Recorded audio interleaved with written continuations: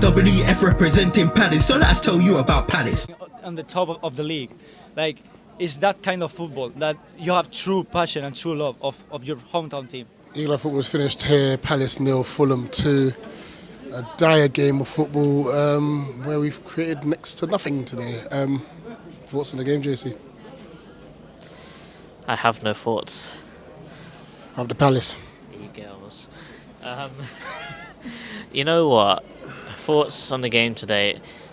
It's a tough one to take because I can sit here with chest and say we don't deserve anything today. Fulham were so clear of us. They were brilliant. They bopped the ball around like we weren't even there. They just sort of played with courage. They took risks and they paid off. And, you know, man for man today. Granted, if we had all of our players fit, it might be a different story. But man for man today, their squad is so much better than us. Like, in the 90th minute, they're bringing on Adama Traore. And then you're thinking, oh, wow, it's a long day. And there's not really much else we can say about it, really, because I don't know. An observation I made is that, and you're talking about Fulham's squad, they just have runners. Players that want to run with the ball. Like Alex Iwobi today was everywhere. They have, with Marco Silva, you get the fact that he is a very zonal manager. But what you get from that is you get incredible off-the-ball movement in every single zone. And you picked out Alex Iwobi, that he was brilliant at it specifically. But you have to also pick up Raul Jimenez. That is how a striker needs to play. That's how a hold-up striker plays. That's how you win the ball. That's how you win fouls. That's how you, basically, that's how you pull the back line apart. Like you saw Nelson's chance right at the start of the game.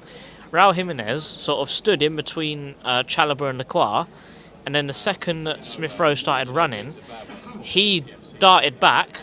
Both of those centre-backs ran back, and then Nelson just cut across with a nice one single diagonal run, and Munoz was struggling, but he sort of followed him. But just off the ball movement, being like progressive with your passing, and you know, wanting to score. Like their want to win was just so much better than us. There's just not really much we could do about it. And as Chairman just said, now we're missing so many players. I know we've got injuries, but that's a game you need Ayew. That's a game you really need Ayew. Ismail Assar, I'm starting to lose faith, if I'm honest. Against Villa and Wolves, missing chances. I don't know why Glasner played him on the left today when he's got no left foot. How the hell is he going to get down the line and cross the ball with his left foot? He's not going to do it. I think he tried to nullify Anderson early. Yeah.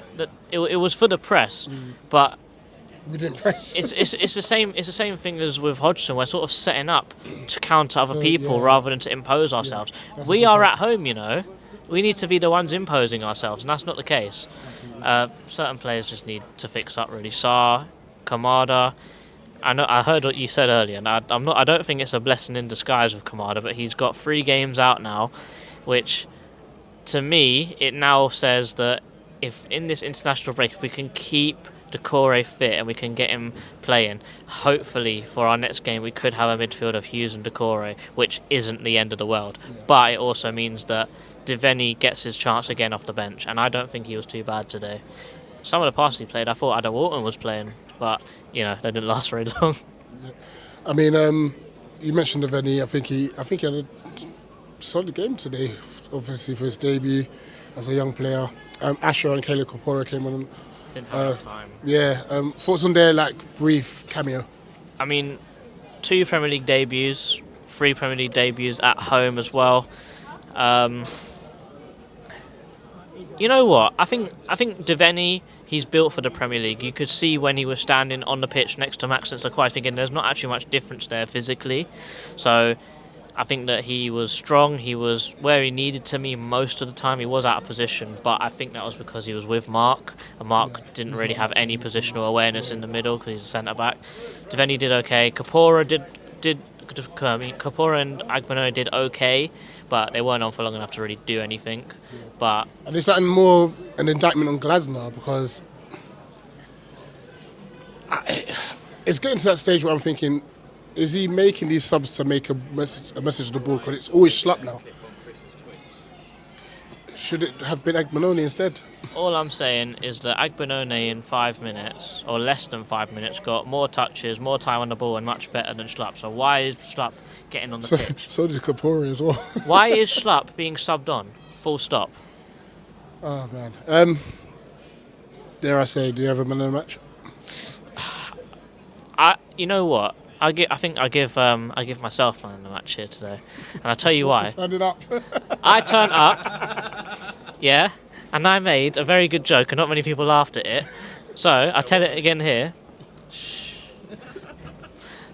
Schlupp was chasing around number 16 a lot. Do you know why? His name's Berger.